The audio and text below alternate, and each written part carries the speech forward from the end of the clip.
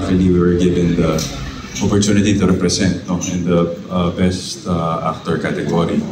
And nadali po. So yun po yung sa Taipei and it happened just last week. So yun po. Okay. Parang first time yung sumali doon? Opo, first time ko manominate sa Content Asia for Katleya Killer po. Manominate, pero nakaka-join na kayo dyan before or ngayon pa? ABS itself po, yes. Pero ako po, okay. it was my first time to be nominated. Oo. Mukhang patong-patong yung ginagawa mo ngayon as an actor and as a public servant sa 2025 na rin kasi, di ba? Briefly pa, pwedeng pa-share na sa amin ano mga plano mo kasi aside from this, yung tapos yung Katleya Killer, mayroon ka pang yung sa inyo ni Isabel Sandoval.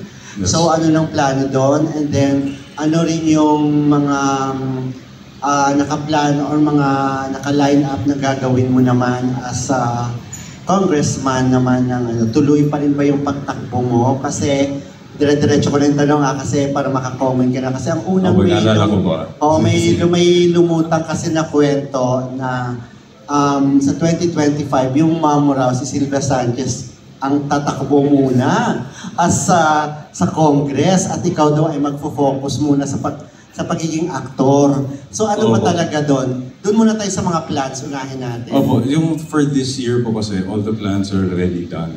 No? Plans meaning the projects that I've committed to ABS as well as part of my responsibility at hanap buhay. Sabi ko po, of course, I had to finish what I had to finish and I did it during the breaks of Congress. Minsan po na-overlap, but rest assured that the district was my priority. No? And for Moon Glow po, that is coming out next year po. We ended na rin po a couple of months ago. May nireshoot lang kami recently for a day. But the for rest, commercial release, cinema release pa to? That one po, hindi ko po pwedeng pangunahan si Direk Isabel. She's the one on top of it as well. So, that one to follow na lang po. Topak, of course, Julia Montes and Chong and Sid Lucero, of course. Ito sa cinema na to? Opo, coming soon po yan. It will come to the... So, mauna mo na yung Topak? Manila. Opo, very, very soon. Within the year po, hopefully. And for Bagman po, of course, not to announce yet, pero very soon na rin po, hopefully, malaman din po namin yung final maralabasan ito or what platform will we be coming out for this. Then, doon na tayo sa political plans mo naman. Yes, so tuloy pa rin tapos na lahat, no? No, it's not true. My mom is not replacing me. I have much to do. We have been working very hard in the district, no? And as a promise to my responsibility, to my commitment to the people, for the next, from this month actually, from last month pa, nung natapos ko na yung mga, again, my commitments, I was able to keep myself free until after elections as well, so that I could focus, of course, in the district. So tuloy-tuloy ka? Opo, tuloy po. Hindi ko si Mami, ako po. Last na lang, saan naman si Maine dyan sa lahat ng mga ginagawa mo?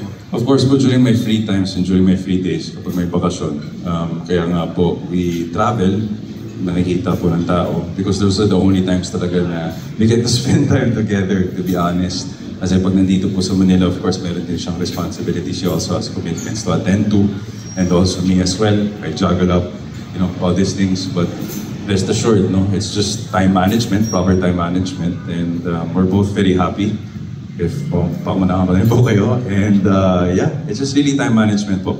And she's always my priority at the end of the day as well. Akala nila buntis na si May nung medyo nawala siya doon sa Bulaga. Hindi po. We went on a vacation for our first wedding anniversary po. Maraming salamat po. Thank you, po. Thank you, Gorgie. Follow up lang ako, speaking of your latest win sa Content Asia. Nagkaroon ka ng inkling na you're gonna win. Meron kang feeling na ikaw yung mananalo or talagang it's a surprise. Nung gabing yun na tinawag Arjo at tayo this winner. Ako? Yung feeling ko? Hindi, ganun pa rin eh. Same. I had the same feeling. We went there, diba, with Kim, Kyla, and the rest of Direk Ted. And of course, it's the EJ, Aretanya, the rest of the people with us from ABS-CBN and the other network. I guess none of us were expecting anything, no? To be nominated is already such a privilege.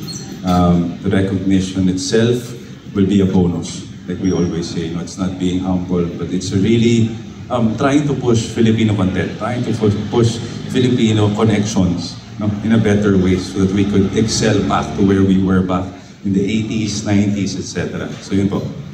Thanks, Jo. We have a question here from Glenn Sibonga. Hi, Arjo. Hello po. Nice to see you again. Congratulations. Thank you. Arjo, syempre, itong Content Asia, gaano ka na nasasanay na tumanggap ng awards? Kasi parang lagi ka na lang nakakatanggap ng award. Hindi naman po sasanay. I don't think anyone will get used to this. You know? Again, I don't work for awards. I never did. Still the same thing, still the same guy. I'm just really enjoying what I do. I'm learning, especially with the last projects na ginawa ko po. Insane knock on my head. Kasi obviously po, nakafocus po dito when I got back to working on screen. It was different because I was exposed to sila Ate Juday, Tito Chan, and the rest of the veterans and the seasoned actors that I'm very privileged to work with. So, yun po. Pero ano yung importance sa'yo na makatanggap ng awards? Importance, number one, it's for us Filipinos. That's always with me. Number two, it's always for ABS. You know, always thankful to God, the family. But what's the importance of getting it? You know, personally, of course, it's not just a recognition. Yes, I did a good job. It would always just motivate me to learn more, you know, to be worthy of what they gave. And the importance of pushing. As I said, I am one with ABS. So that award that I won, sabi ko, it's not for myself. It's always going to be as a whole idea. You know, kasi mula po nung Katleya pa lang to Bagman and the rest. You know, being with ABS-CBN International, they've always targeted going international. And not for selfish reasons, you know, but always to give maybe a door, you know, that opportunity that could open to us Filipinos to be back on top again. So yun po.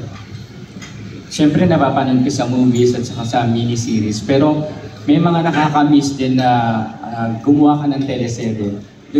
Can we expect any teleserye soon? Siguro po next year. I could say maybe next year. I've been gone for about 5 years on free TV as well. And of course, ang dami na po nangyari. Then I have my responsibilities. But definitely po, I'm looking forward to coming back, even just for a while. You know, and you know, to be back on my playground, to learn more again with the people that I've been working with. Meron kang inaay na actress na gusto mong makatrabaho sa susunod mong proyekto?